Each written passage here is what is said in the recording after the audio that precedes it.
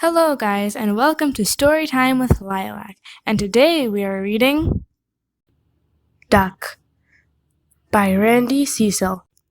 Duck was a carousel animal who longed to fly.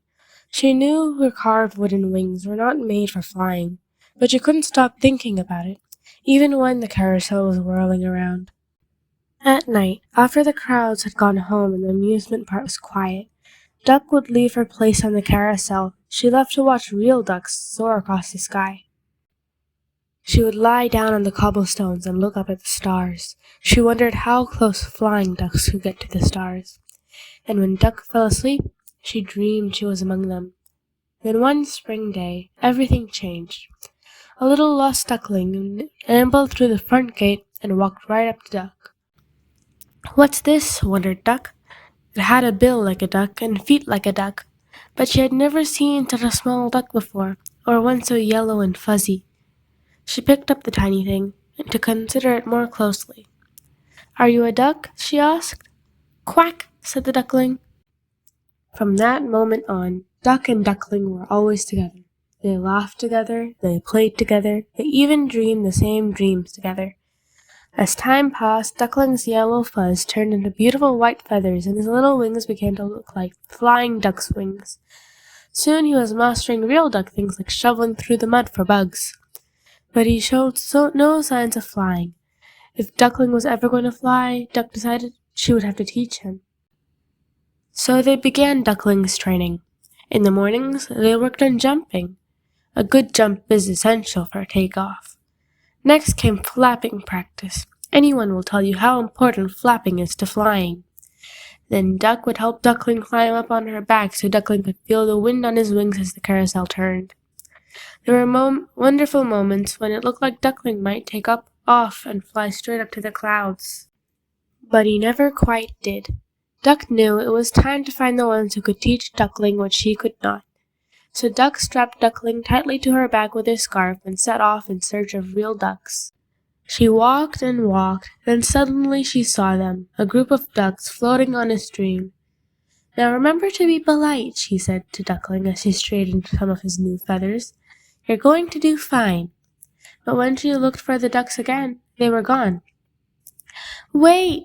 Duck cried as she raced to the top of the hill. The real flying ducks were high in the sky, heading south.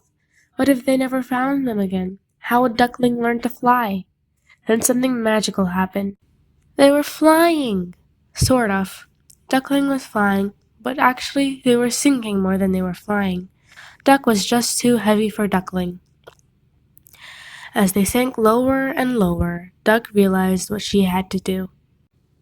She freed herself from the scarf. Right away, Duckling went up, and Duck went down. Up, up, up went Duckling. Down, down, down went Duck. Duck kept going until she hit the ground and skidded to a stop. She looked up just in time to see Duckling taking his place among other real ducks. A moment later, they were gone. Duck limped back home to the amusement park, alone and scarfless, to face the long winter ahead. And a long winter it was. It snowed and snowed. It snowed so much Duck almost disappeared. But finally, spring returned. The snow melted away, and Duck was awakened by the bright sun. The real ducks were returning, too. But Duck no longer wanted to watch them fly. It was flying that had taken Duckling away from her. Duck sat at the edge of the carousel and lowered her head. Then out of the corner of her eye, she saw something. It was a real flying duck, but not just any duck. This one was wearing Duck's scarf and flying right towards her. "Duckling!" she cried. "Quack!" said Duckling. "Let me look at you," said Duck. "You're all grown up." Duckling preened as Duck patted his head and smoothed his tail feathers. All that day they laughed together and played together, just as they had so many times before. As night came, Duckling prepared to leave again with his flock. But first, Duckling helped Duck climb up on his back. And finally, Duck knew what it was to fly. The end. I hope you like the story, and if you like the video, please like and subscribe to our channel. Thank you!